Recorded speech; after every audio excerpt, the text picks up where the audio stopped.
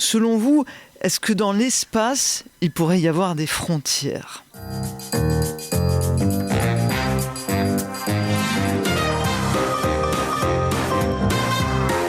Ça, c'est le générique, hein. Je vous le mets, c'est obligé, on met toujours un générique. C'est comme ça, en radio, on met un générique. Alors juste avant, on parle un petit peu avant le générique, mais il y a le générique. Il est sympa, mon générique, hein.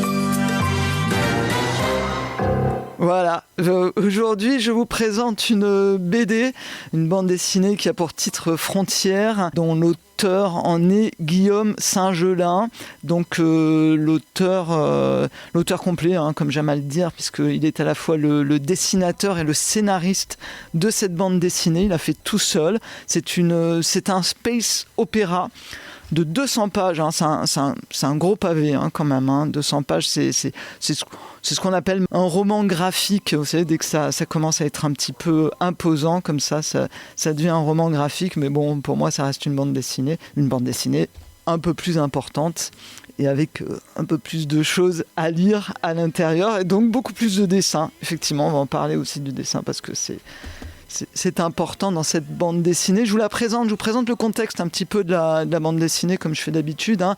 Alors là, on est dans une situation où l'homme, on va dire l'homme, ou plutôt des entreprises, hein, ont conquis l'espace. En plus, que je dis des entreprises, non, plutôt des conglomérats d'entreprises qui se disputent l'espace, en vrai.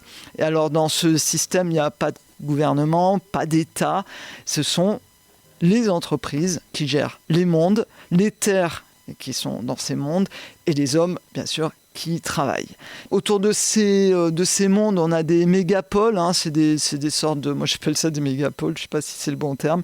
C'est des sortes de vaisseaux cités. Vous savez, comme on voit dans les films de science-fiction, ces grands vaisseaux cités énormes. Et bien sûr, ils appartiennent à ces multinationales qui voyagent dans l'espace pour, bien sûr, s'approprier, on peut employer ce terme, hein, s'approprier de nouvelles planètes afin d'en extraire les richesses. Donc dans cette bande dessinée, on va suivre 3 personnages centraux et qui, à un moment donné, vont se retrouver réunis un peu par hasard, et parce qu'en fait, ils sont aussi habités par les mêmes espoirs de changement et surtout de liberté. On a une scientifique stellaire, j'adore, Jisoo, un mécano ouvrier de l'espace, le prénommé Alex, lui, il est très sympa, il a un petit côté comme ça, c'est dynamique, assez sanguin. Voilà, il est plutôt sanguin, Alex.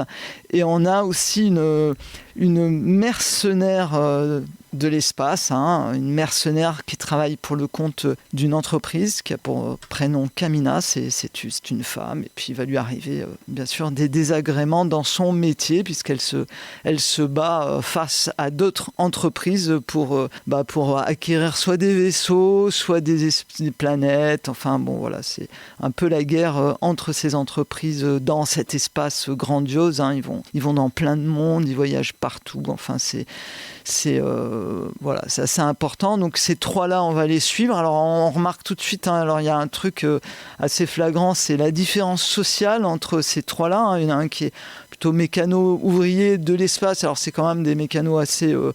on va dire un ingénieur, hein, mais bon, voilà, il reste quand même mécano, une scientifique et une mercenaire. C'est pas vraiment le même genre, hein, tous. Pendant, dans l'espace et dans le déroulé de l'histoire, ils vont se retrouver au même niveau, hachés menus par le système, on peut dire ça, quoi. Ils vont se retrouver tous les 3. Donc je vais pas vous faire un résumé complet, mais plutôt je vais vous parler du contexte du début, parce que en fait ce qui est intéressant, c'est que le début va revenir en conclusion à la fin, en fait. Le contexte du début va revenir à la fin, comme quoi c'est un peu l'idée de dire rien n'est jamais perdu, on s'y retrouve finalement. Et au début, alors nous avons Jisoo, hein, pour parler du début, la scientifique interstellaire, qui est quand même le personnage pivot, hein, c'est elle, conçue du début à la fin, qui travaille à la construction d'un vaisseau de recherche. Alors c'est un vaisseau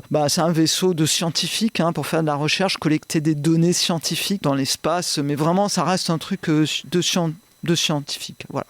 Et mais bon, voilà, comme tous les scientifiques, ils ont des problèmes d'argent et le vaisseau est de fait racheté par une société, une grosse multinationale qui va utiliser ce vaisseau pour rechercher non pas des données, non pas des lieux pour voir un peu analyser l'espace, etc., les trous noirs, etc. Eux, ils vont rechercher juste des mondes pour y trouver des denrées rares, hein, et ce genre de choses, des produits rares, voilà. Et donc, Jisoo, elle, du coup, se retrouve un peu contre son plein gré à bosser pour cette société, hein, puisqu'elle est rachetée, en fait. Voilà, la société rachète tout le lot, quoi, le vaisseau, les gens qui travaillent au vaisseau, les gens qui travaillent dans le vaisseau, etc., quoi. Et de fil en aiguille, puis peut-être de mal-être en désespoir, et puis à force de faire plus ou moins des bêtises volontaires, parce que je dirais que c'est volontaire, parce qu'elle est quand même aussi une grande scientifique, hein, elle va, l'entreprise, au bout d'un moment, va la mettre un peu au placard parce qu'ils se rendent compte que elle veut pas faire le job, quoi. C'est-à-dire qu'elle veut pas chercher des planètes, des métaux rares, etc. Donc elle a pas l'esprit entreprise, on va dire. Donc ils la mettent au placard et c'est là qu'elle va rencontrer nos deux autres belligérants, on peut dire comme ça, ouais. Alex, le mécano, et Kamina, la mercenaire. Alors elle va les rencontrer dans deux situations différentes que je ne vais pas vous conter là. On peut dire que ces trois-là vont changer en fait radicalement de vie et on va les suivre dans leur périple et découvrir avec eux d'autres possibilités. Voilà. Mais le chemin est un peu long et surtout, on peut dire qu'il est carrément dangereux face aux multinationales et pour que ces autres possibles émergent dans les esprits et surtout dans leur esprit à eux. Et en fait, c'est ce qui m'a bien plu dans cette BD, c'est, je crois, ce que veut nous faire comprendre l'auteur, en fait, c'est que c'est difficile de changer les esprits. Vous savez, quand on a une idée faite, la changer, des fois, c'est compliqué. Changer, vous savez, la vision d'avenir, on a une vision comme ça, et puis, pour changer, faut soit être aidé, soit être forcé, soit par accident, soit par la peur, soit par l'amitié, c'est un tout cumulé, ou par la détresse. Et là, peut-être, en fait, on arrive à changer d'état d'esprit. Voilà, il faut un truc, un clash, il faut un moment donné. Et c'est ce qui se passe un peu pour les deux, surtout pour Alex, le mécano, et pour Kamina, la mercenaire. Eux, ils changent, parce qu'ils avaient une idée bien. Le mécano, il a l'esprit entreprise. Voilà, au départ, il a cet esprit entreprise. Faut travailler pour l'entreprise. Il serait le genre, vous voyez, à se faire presque tatouer sur le front le nom de son entreprise. Mais il se passe quelque chose qui, à un moment donné, lui fait réaliser qu'il y a quelque chose qui cloche, quoi. Et Kamina, elle a l'esprit mercenaire. Elle tue des gens pour pouvoir s'approprier d'autres planètes, pour pouvoir s'approprier d'autres vaisseaux.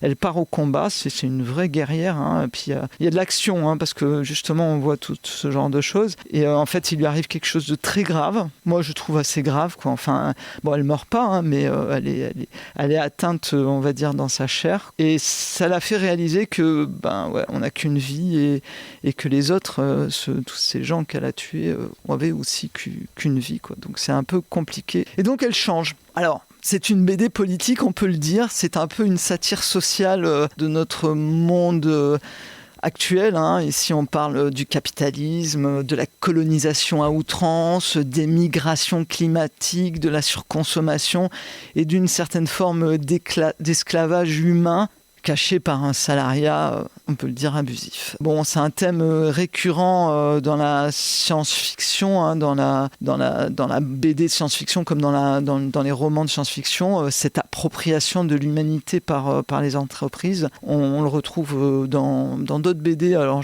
j'aimerais bien vous en parler. Par exemple, il y a Shangri-La, qui est une BD super connue de Mathieu Bableu, qui est vachement bien. Et donc, je vous en ferai certainement une chronique. Alors, le dessin, oui, il faut que je vous parle quand même du dessin. Pour certains lecteurs, c'est le point faible, on va dire. C'est le dessin. Ouais, il y a ça. Pour certains, pas pour tous, hein, c'est le graphisme des personnages qui étonne, parce qu'en fait, les personnages, on dirait des figurines pop. Vous savez, les petites figurines qu'on vend là, qui représentent les animés, là, ces petits personnages avec des grosses têtes un peu et un corps un peu difforme. Donc ça va pas parce qu'ils ont une grosse tête et des petits bras, des petites jambes, etc. Donc ça, c'est vrai qu'au début, moi ça m'a un peu perturbé, surtout en fait en regard du sérieux de l'histoire, parce que l'histoire est vachement sérieuse et ces petits personnages ça fait un petit peu gamin quoi, ça fait bébé, ça fait bizarre. Après je me suis dit mais en fait ça n'empêche qu'on rentre quand même dans le roman quoi, on rentre quand même dans l'histoire, on est quand même pris dans le sérieux des personnages et en fait je me suis dit c'est peut-être aussi voulu par l'auteur parce que c'est peut-être une manière, vous savez, de nous montrer des personnages qui ne sont que des jouets en fait du système. Voilà, les personnages sont des jouets alors que le système est super sérieux et il est super abusif aussi. Parce qu'en plus, le dessin est crédible, c'est ça aussi.